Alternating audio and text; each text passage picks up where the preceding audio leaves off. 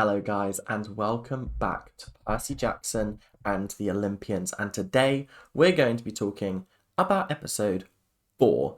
And now, episode 4. It was another really great episode. I watched it earlier on today and it genuinely did have me on the edge of my seat, although I was lying in bed.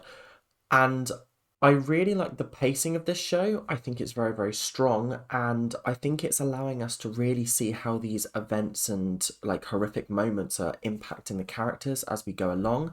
This show is absolutely fabulous. It's sometimes hard to show that in a movie when you're having to jump from event to event to event in order to fit everything in. It's too fast! But giving each event its kind of own specialized episode. So like episode 1 was the introduction, episode 2 was him finding his footing in Camp Half-Blood, episode 3 was Medusa, and this episode we deal with the mother of monsters, whose name will come to me in a little bit. He's done his research. And her sort of pet chimera, which I thought was actually really entertaining. And it was a little bit mysterious at first. Like I said, I don't really remember what happened in the book and the storyline and how it progresses. Broken record much? But I thought this was actually a really good way to show that there is danger all across the country. We saw Medusa in like the sort of on the Satyr path. She's in the sort of magical land, but now we're getting to see how these monsters impact the real world, and I think that's really entertaining and really interesting to watch. So we started the episode with quite an interesting sequence in which Percy's mum tried to get him to swim and he was kind of refusing. I can't swim. It's a nice juxtaposition to the fact that he's the son of Poseidon, and I also wonder whether the show's going to delve into what kind of powers that gives him. I don't know if it does give him any powers, if I'm being honest. I have powers. I'm powerful. It would be cool if he could like breathe underwater or things like that. That could be quite cool. But either way, I feel like they're going to do something a little bit more with the fact that he's Poseidon's son and sort of make that more of a focal point moving forward, because it did seem to come in to play very much so in this episode.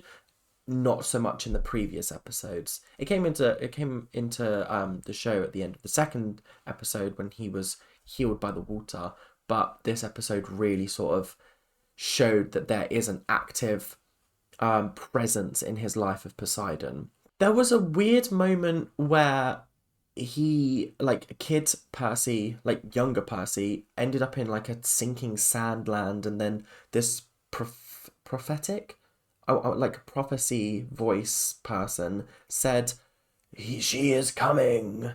And I was kind of like, what? And like, I don't know whether it was talking about the events of this episode. So I don't know whether it was talking about Echidna, but it was definitely doing something. And I don't know whether that's where the show is heading or whether this is setting up something in the future. We've still got the prophecy that hasn't been fulfilled yet. The one of your friends will betray you. I think I remember who it is. I won't ruin it. I won't say it. But I think I remember who betrays him. I can't remember how or why, but I think I remember who. Just because I think I woke up in a cold sweat in the middle of the night and went, oh my God, it's this person. Yeah, that was a startling moment for me. So like I said, I wonder when that's going to come into play. When is she coming? This episode mostly took place on the train and then subsequently in St. Louis. Or is it St. Louis? I don't actually know. And I can't remember what state that's in. So that's fun. As a British person, I don't know where all these American cities are. I know the big ones. I know most of them, but St. Louis, if there's anybody out there from America that can tell me, that would be very helpful. I'll probably look it up after this, to be fair. I don't know geography. But the train segments I thought were actually really interesting. There was some nice conversations between Grover, Annabeth, and Percy, obviously Percy. And Annabeth actually opened up a little bit and was a bit more vulnerable. And I thought that was actually a really beautiful moment, and I didn't expect that to happen. Annabeth's kind of been a bit of a closed off person, but she opened up about sort of how she was a gift to her father, and then when her father found somebody else, her like stepmom didn't really like her, so she ran away at the age of 7. I think it's actually a really tragic story, and I think I'm starting, like, I know I said in episode 2 that I didn't really like Annabeth, but like I'm starting to like her a lot more because I feel like her character is starting to feel a lot more fully formed and less one-dimensional, I guess. Two-dimensional. She's becoming very much more interesting to watch, I have to say. So now we come on to the problem on the train. Now, they were asked for their tickets and then they were taken by the police to their room, and it had been smashed up, torn up, ripped to shreds, and they said that they were basically blaming them for destroying this compartment. Did you do this? And I gotta say, it did look bad. It didn't look great that it was their compartment, but obviously, this is the work of monsters, the work of vile, creepy, crawly things. But what I didn't expect was the woman who was kind of the witness to turn out to be Echidna, who apparently is the mother of monsters. And I have to say, what a thrilling, chilling monologue she gave. It was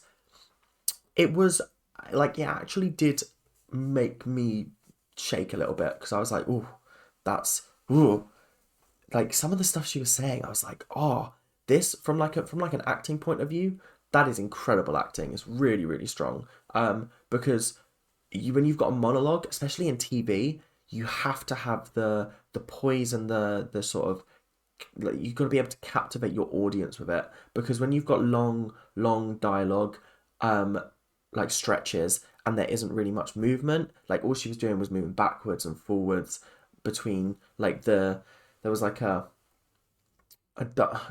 what do you call them, like a pet carrier, I guess. There was a pet carrier that kept on going like, "Arr," and then she was just moving backwards and forwards, I guess. And there was a really, really cool moment where she kind of switched, and it was like nice to see the two different sides of her. I would have liked.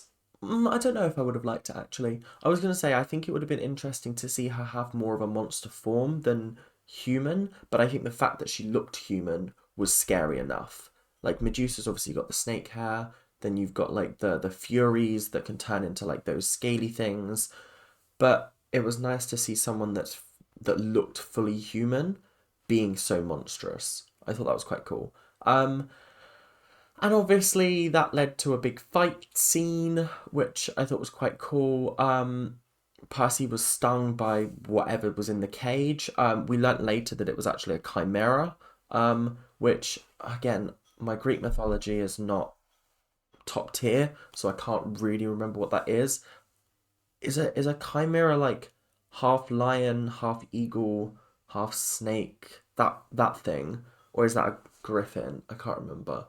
But either way, it was a really, really cool creature, and it was nice to sort of see it in action. There were some really, really terrifying moments when it was like breaking down the train doors, and fortunately they managed to get off the train and escape into St. Louis, or St. Louis, whatever, and they made it to the arch thing. Again, not from America. I don't know what the arch thing is called, but apparently it was built as a temple to Athena, so obviously they should be safe inside of there. Are we safe? Yeah, I didn't believe that either, if I'm being honest. As soon as Annabeth was like, yeah, we'll be safe in here, I didn't believe it. I didn't believe it for a second. Do you know why I didn't believe it for a second? Because this is a TV show, and it's just not gonna be that easy. They're not gonna write them into a corner where they're stuck in this temple where it's safe. That would be really, really boring TV. So instead, what do? They have obviously Percy start withering away from the poison, so that forces them back outside to try and splash him with the fountain water. Honestly, I don't know why this didn't work, personally. Maybe he should have drunk some water, I don't know, but the poison was obviously still affecting him, and I do like now I was watching it, I'm remembering this part happening in the books, but like it was still cool to see for the first time when he just dropped to the floor and I was like, oh, so he is poisoned. Damn, okay. And then all of a sudden cars start flying, things start exploding, and Echidna's here with her chimera, and they have to race to the top of the like arch thing, which again I didn't realize you could go up. I thought it was just like a thing that you could look at. I didn't realize you could go all the way up there, which is actually quite cool, I think.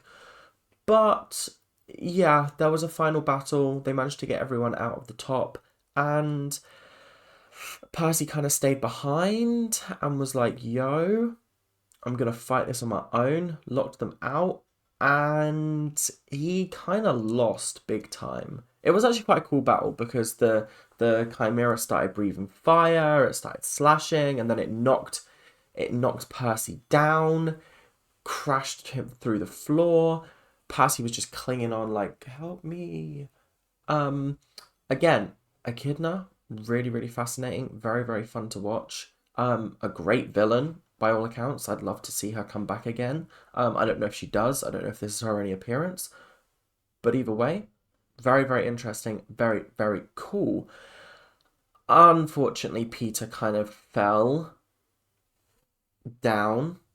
And the episode was literally called "I Plunged to My Death," which I was like, yeah, good title name. I know it's like a chapter in the book, but it was just a really, really cool moment seeing him fall. That nice shot of the arch of him just falling down. And then all of a sudden, this water thing, plume thing, swept him away. And then he was underwater. And someone from Poseidon's place was sent to save him. Yeah, I did kind of lose it in that last scene because I was like, wait, what? Huh? What's going on? But I'm assuming next episode will answer that question. So, that's pretty much the episode. It was a little bit of a shorter one, but very, very climactic. It did not let up for a minute. There was no moment that was slow. There was no moment that was sort of stopping, like not needed, I guess. Every single moment of this episode was really, really good in my opinion. So let's talk scores. Scores on the doors. Honestly, I'm going to give it a 92%.